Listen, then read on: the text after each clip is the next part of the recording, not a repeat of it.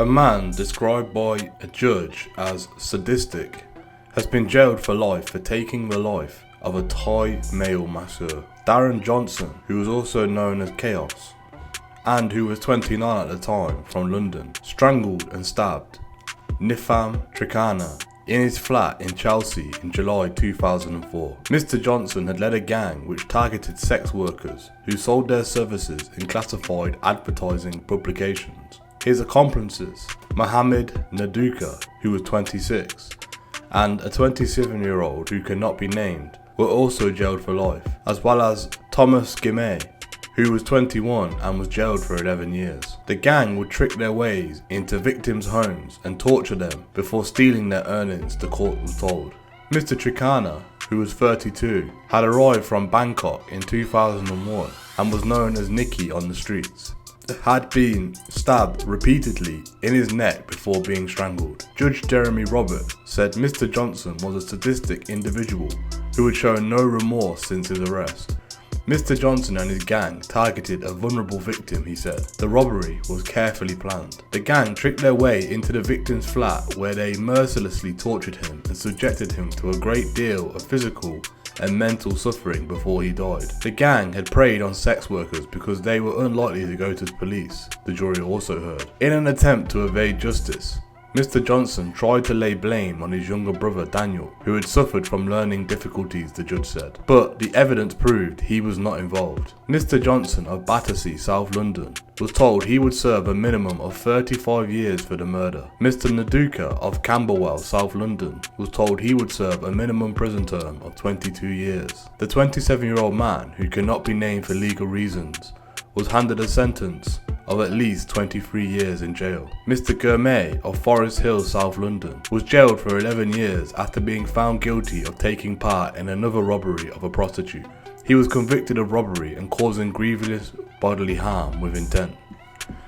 Criminals have always preyed on the vulnerable, and sex workers are as vulnerable as they come. Prostitutes know that every time they meet a client, who are basically complete strangers, they could be beaten, robbed, raped, or even killed. 29-year-old Darren Johnson viewed sex workers as easy picking. Mr. Aftab Jaffaji, who was the prosecutor in the case, said Mr. Johnson's capacity for extreme violence is only matched by his extreme cunning.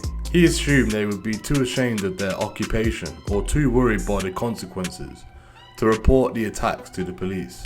While prostitution in itself is not illegal, many sex workers do not wish to involve the police as awkward questions might be asked. Some fear being asked if tax was paid on their immoral earnings, whilst others are in fear of their pimps and immigration authorities. In June 2004, Mr. Johnson, a hard-up clothing salesman from Battersea, South London, recruited two other men, Mohammed Naduka, who was 26, from Camberwell, and a 25-year-old who cannot be named for legal reasons, to join him on a series of forays. Trawling through the adult services adverts in the Loot and Exchange Mart magazines, he spotted potential victims and rang them claiming to be a potential client.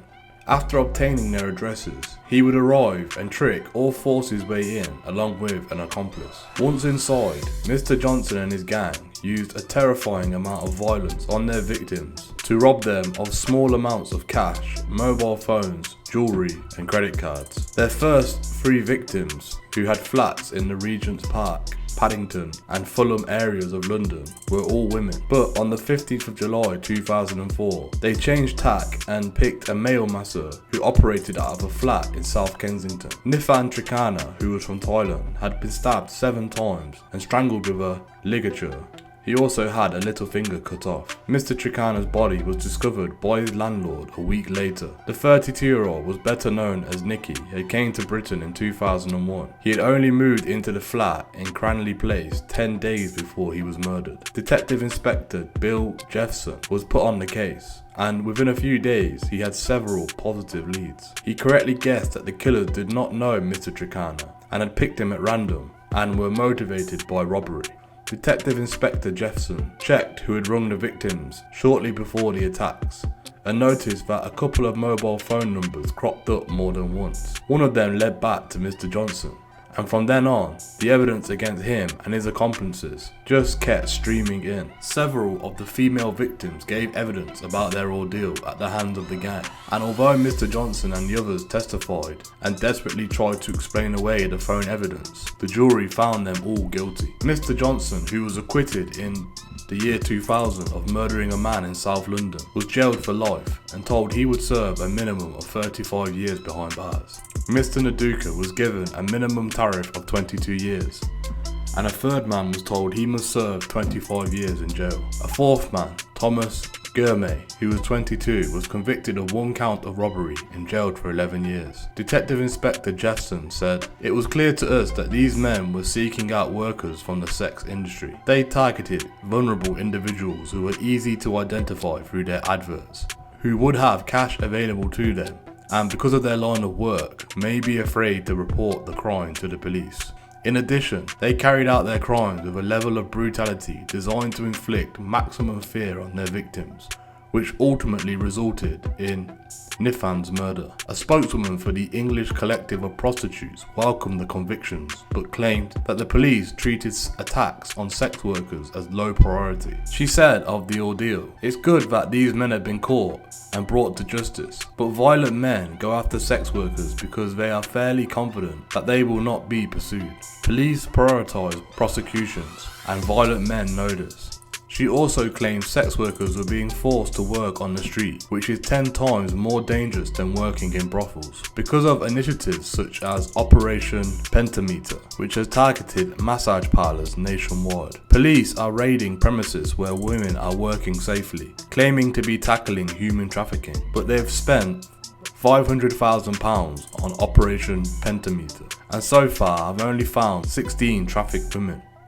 Most of those who were targeted were working perfectly legally, but a spokeswoman for Operation Pentameter said they had actually identified 84 trafficked women in 13 weeks, 12 of whom were under the age of 17. She said Operation Pentameter's stated aim was to identify and rescue trafficked women who are being forced to work as prostitutes against their will, beaten, systematically raped, and falsely imprisoned. The feedback from the majority of willing sex workers who were in the brothels where visits were conducted were positive, many seemingly genuinely glad that the authorities were actually tackling the problem. The Artist TV did an interview with Beaver, a member of the younger 28s from South London. He had this to say on his time around Kaos. Let's get on to man like Kaos. You tell us, what were you and Kaos like? I just said to you, Salam alaikum, my brother, I love you. But when we was in the dunya life, when me and Kaos was in the dunya life, I was the Joker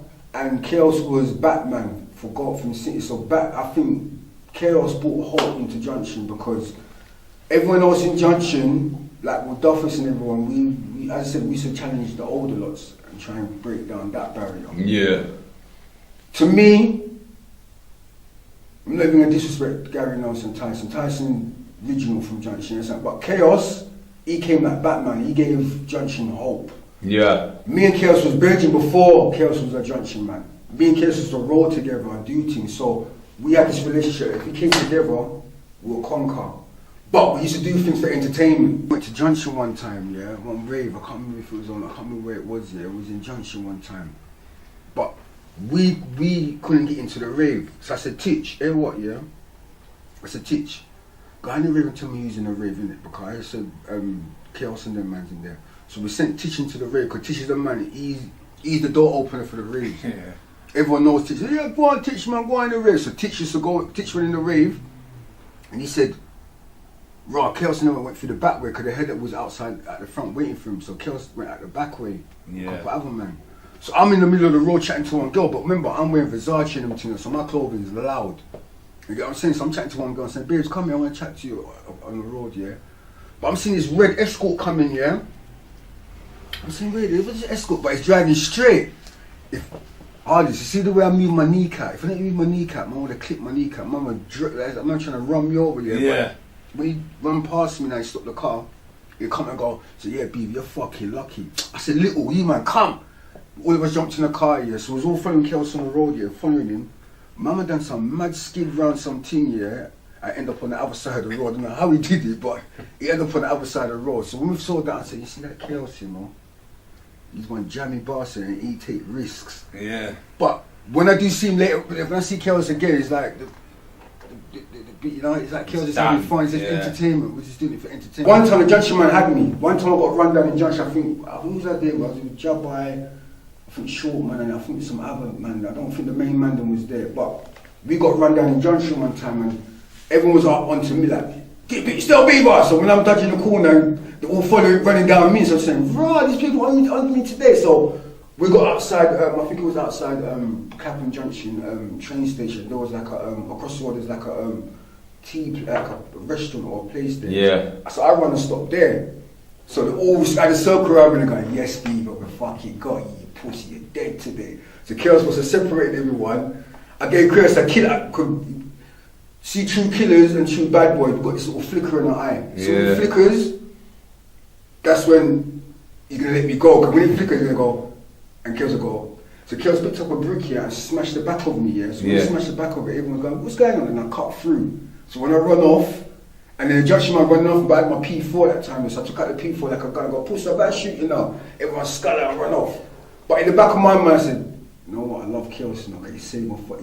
Yeah. Every time me and Kaos is together, no one can't trouble Kaos and no one can't trouble me. But for entertainment, we're not to entertain it. Yeah. So I ain't got nothing bad to say about Kaos. I said to you, Kaos, that's my brother. You understand? Same time, me and him had a Batman and Joker relationship. We just want to work together and push forward.